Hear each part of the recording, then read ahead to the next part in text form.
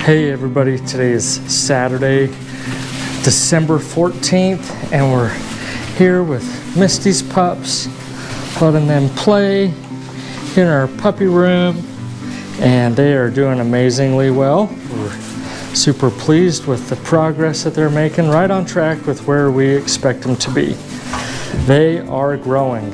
If you go back and look at some of the earlier videos and compare proportions to this little red tunnel toy that we have for them, you can see that they could barely walk in and out of that tunnel not very long ago, and now they totally fill that doorway. So we have a fun puppy room here for them.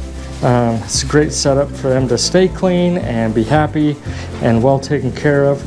Misty has completed her weaning process. These pups are 6 weeks old, and they're gonna get their first round of shots here next week.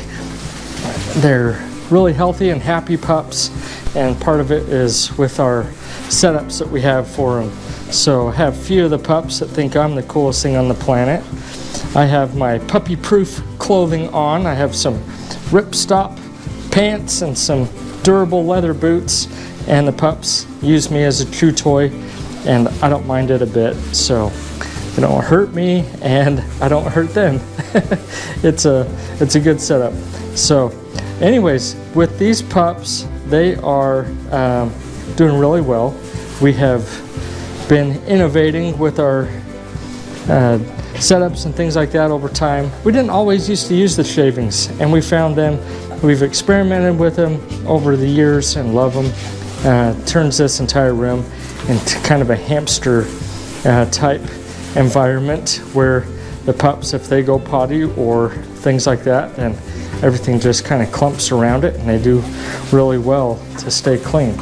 Also, we have something that we've been trying for the last little while to help them get acclimated with kind of a crate type environment, but the crate itself is a little bit different. So we try to get the pups acclimated to going into a space and feeling safe and not feeling trapped. We do advocate for the use of crates in our puppy family homes.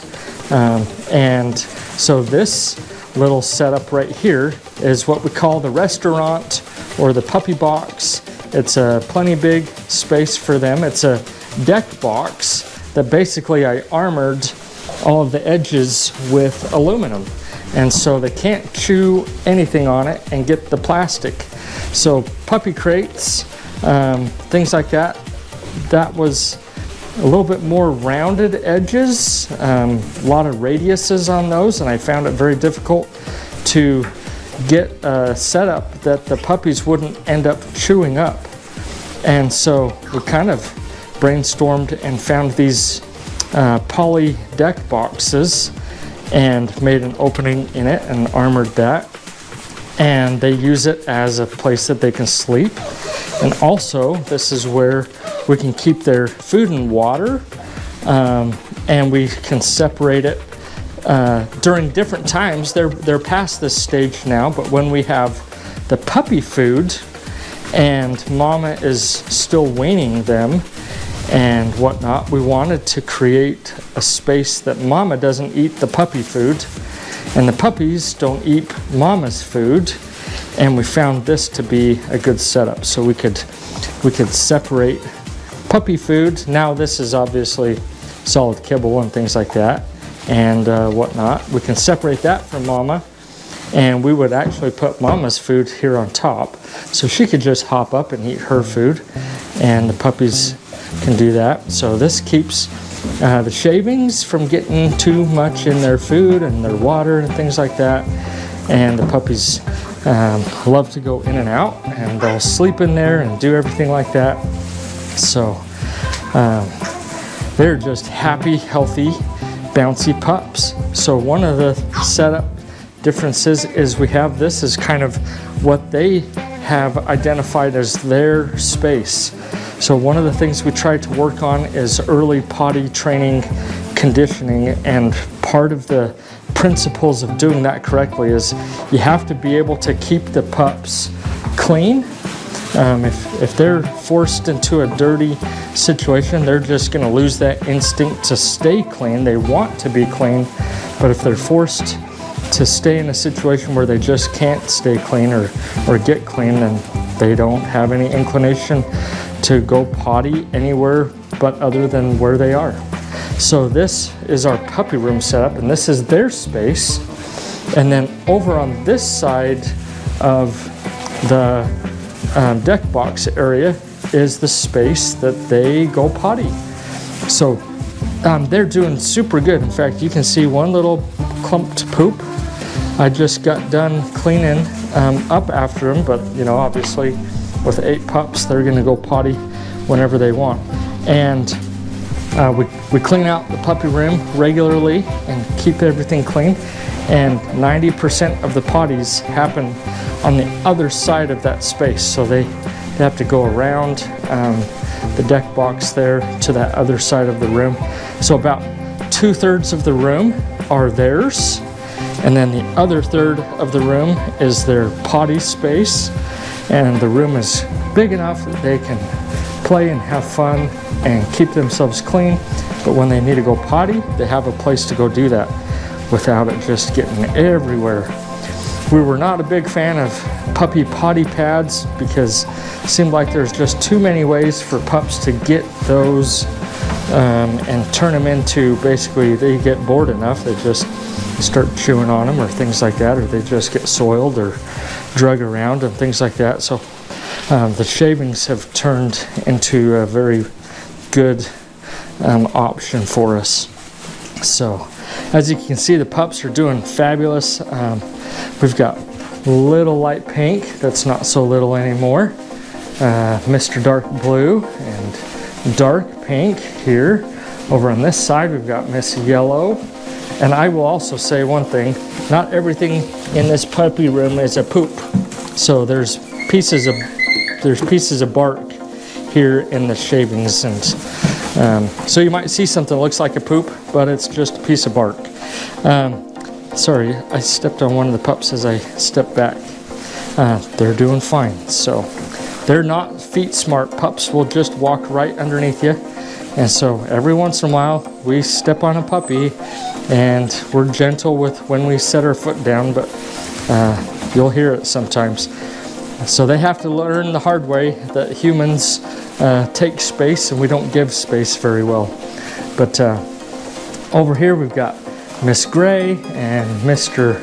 Blue playing with the toy, their rope toy, having a tug of war. We got Miss Teal, Purple's playing with this rope toy that we've got suspended here, and Dark Blue, who haven't I talked about yet? We've got Yellow, Light Blue, Miss Pink, we've got Dark Pink, Gray, Miss Purple. So they're just doing great. Oh, I'm gonna go get Fern's Miss Pink Plaid. Hang tight, I'm gonna bring her in. She's 3 weeks now. She's pretty chubby and well over 3 pounds at this age, which is right on track for where we want her to be. In fact, a little ahead of schedule. But she's starting to get more active and things like that. So she's growing into the pudge look that she has been sporting for the last couple of weeks, as she's been the only one nursing with Mama, and Mama was just perfectly content to let her nurse away, and she didn't have to compete or work hard for hardly anything. So she got to be quite the pudgy pup. So hang tight here, I'll be right back. I'm gonna go grab Miss Pink Plaid here and show her off.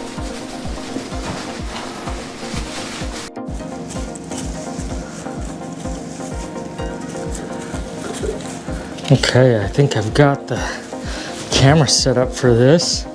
I have to get really creative with where I can park the camera, because these pups will find it and then that's all they want to do is chase after the camera, their new toy. So we've got Miss Pink Plaid here. She's doing super good. She's pretty apprehensive at the moment. These pups, use her like a chew toy. She's doing good with walking around and getting mobility, but she's not as agile and as fast as all the other pups. So we've been keeping her separate. We've been letting her kind of say hello to the pups, but just like this. So she gets to kind of call the shots with how comfortable she gets with the pups.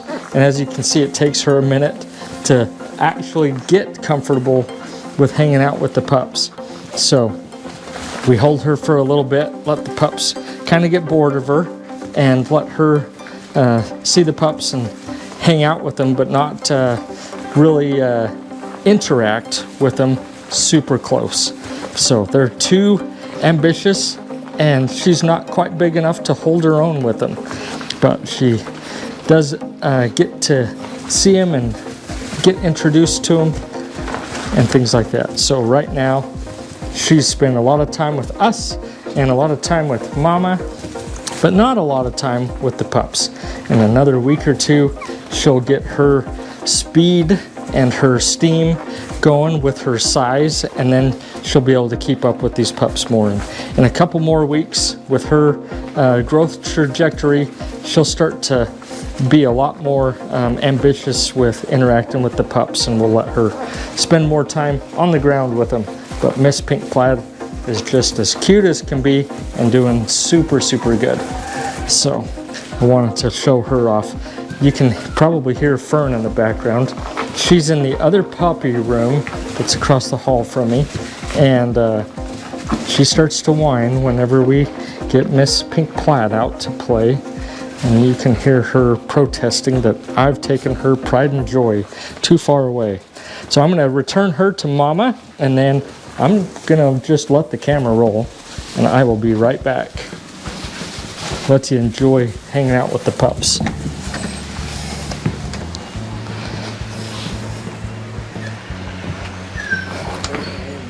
There you go, Fern.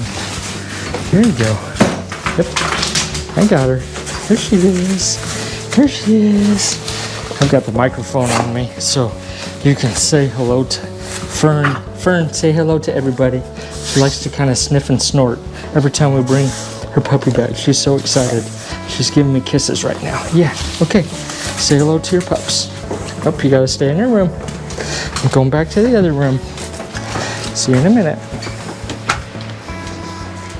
And Miss Misty is doing great. She's completed the weaning process. She's just hanging out with the family right now, out with everybody else, enjoying this beautiful, brisk, wintry day here, almost 10 days from Christmas Eve now. So, but the pups are doing great. If I get down low, you're gonna find that I am simply the most tasty morsel that they can get around, and will clobber me, and I will just welcome them and let them clobber me. Have some really good positive associations with people interacting with us. So they've all got toys too, so they've at least got some distractions, a few of them. Some distractions besides me, huh, puppies? Yeah, a few toys will keep you distracted, and I can interact with you a little bit with some puppies. Here you go. Here you go. Yeah, here's some toys. Yeah. Yeah, hi puppies. They're not quite piranha level, but they are pretty mouthy. So pups normally want to explore things with all of their senses. So they want to explore what everything tastes like. They want to explore what everything smells like, what everything looks like, what everything feels like. So they just use all their senses with everything. So we'll see if I can get a few of them interacting more with these toys. Here you go, Teal. Can I distract you with the ball? Yeah, good. And who's over here that I can distract with this toy? Can I interest anybody in a toy? Or am I just too fascinating? Am I too fascinating? I know you love us. We're just the greatest thing on the planet, and that's the way it should be. That's what we want you guys to think. So we don't do a lot of dissuasion at this point. If they get too mouthy, obviously, then we retrieve ourselves out of their mouth and discourage being super mouthy. Nobody has bit down really hard, so they definitely will put their mouth on me, and I remove myself from their mouth so I don't encourage it, and we just pull ourselves away and distract them with something else, so that they just learn they don't get to just eat on human skin. So we've got Miss Purple down here. She's found my pants to be quite tasty at the moment. So, you know, we just get things out of their mouth if we need to. So I think I might be rubbing the microphone as I turn my head back and forth. I apologize if you hear a lot of that in the soundtrack of the video here, but I've got to get it up and away from the pups so that they're not chewing on it. So